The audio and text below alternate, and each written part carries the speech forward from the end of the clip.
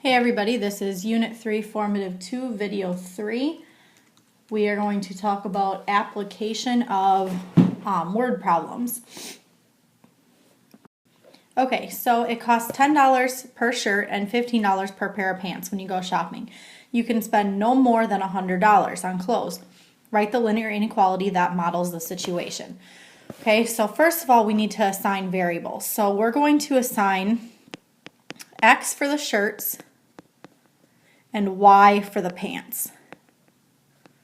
Okay, well, we're going to write an inequality now. So we're going to say that there's $10 per shirt, so 10x, 10 times x, plus, okay, so that's how much you're going to spend on shirts, $15 times y, or times the number of pairs of pants that you get, is going to be the total amount of money you spend. So 10 times the number of shirts plus 15 times the number of pants will be the amount of money you spend.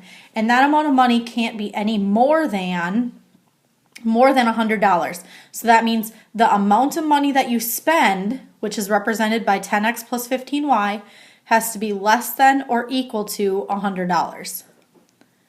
Okay, so you could spend all your $100 or you could spend less than it.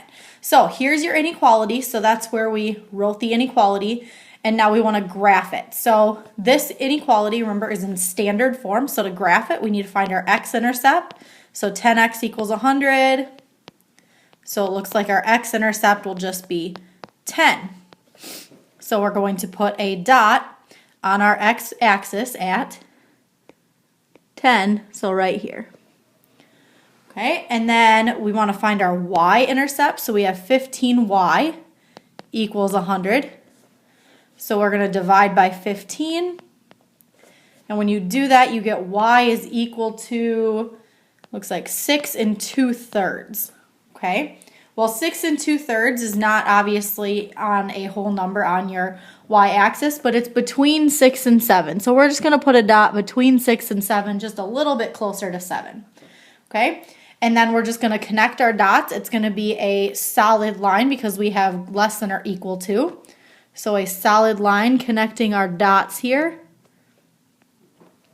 And then we need to do some shading. So we're going to figure out where we're going to shade. Well, 0, 0 is not on the line. So if I plug that in, then I'm going to be left with 0 is less than or equal to 100. And that is true, so I'm going to shade below this line here. Now, I am actually only going to shade in the triangle here because we can't buy negative pairs of pants or negative pairs of negative shirts. And that's what this part on the x-axis represents negative amounts of shirts. This part on the y-axis represents negative pants. So we can't do that. So I'm just going to shade in this part right here. And there is your graph. All right, here's another one. You're throwing a party. It costs $2 for a bag of chips and $4 for a case of soda.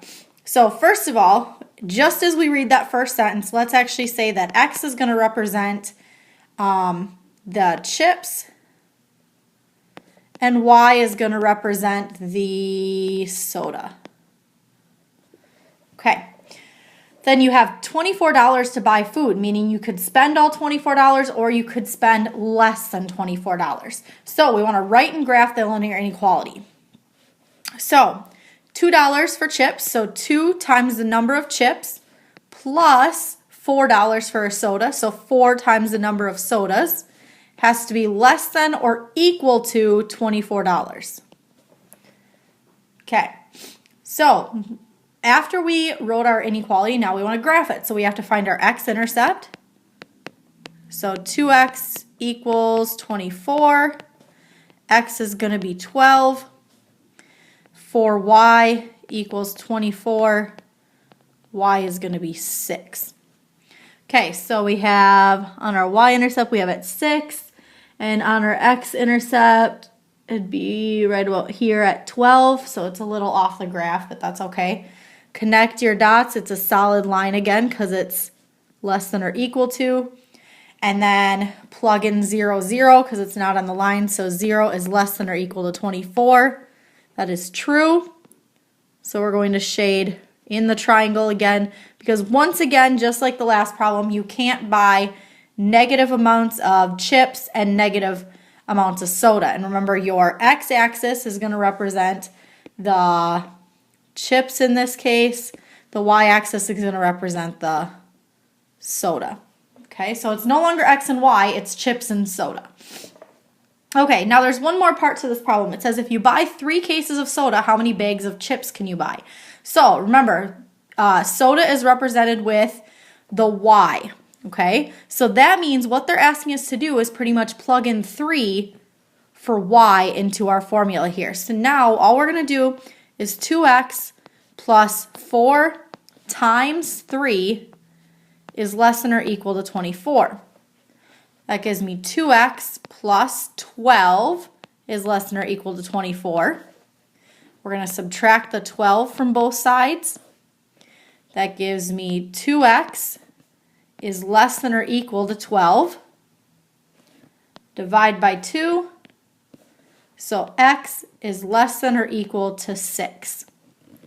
Okay, so that means that if you buy 3 cases of soda, okay, you have enough money left over to buy 6 or less bags of chips. And there is your answer. We will see you on Monday. Hope you have a good weekend. Or